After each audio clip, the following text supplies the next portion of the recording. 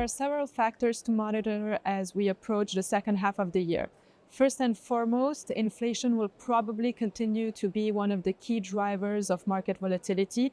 Although inflation did cool off both in the United States and in Europe, this last mile of the disinflationary cycle we have been witnessing over the past months will probably be quite bumpy. First of all, because the inflation in the services sector is very sticky and very resilient. Second of all, because the disinflation in goods has been fading away, and this has been one of the key contributors to the decrease in inflation. And third, because there is also, a more structural component to inflation linked to demography, to the energy transition, and to the deglobalization trend, which is inflationary. The second factor that we should monitor is linked to the economic growth. We are entering in this new cycle marked by less capital optimization and probably lower economic growth, and this does not seem to be yet fully reflected in the earnings expectation and current market valuation.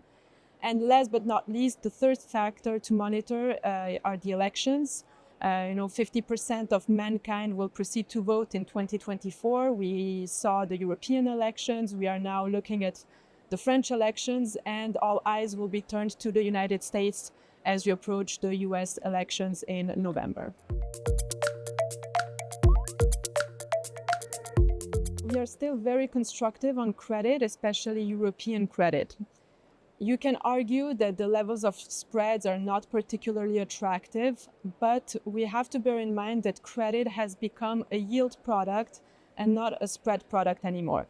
And having that in mind, yields still remain very attractive. We are not at the highest points we have seen back in 2022, but we are still, at very attractive levels if you compare to the last 10 years. Within credit, we look at quality names. And when I say quality, I also take into account, several lower rated high yield names. We also look at financials, namely subordinated financial bonds. First, because we believe that fundamentals in Europe are very positive. And second, because there is a yield pickup of around 200 basis points on subordinated financial bonds compared to corporates.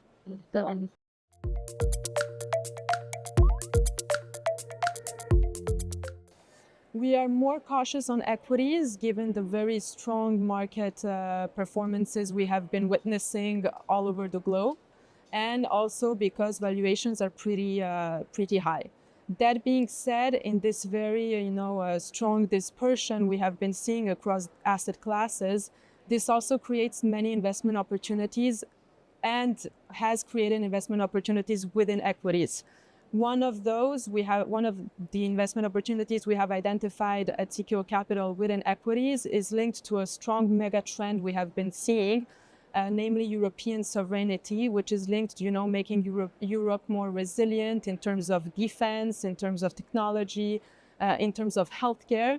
And we do strongly believe that there are some, investment opportunities within this field in Europe and could create and generate long-term performances for a very patient investor.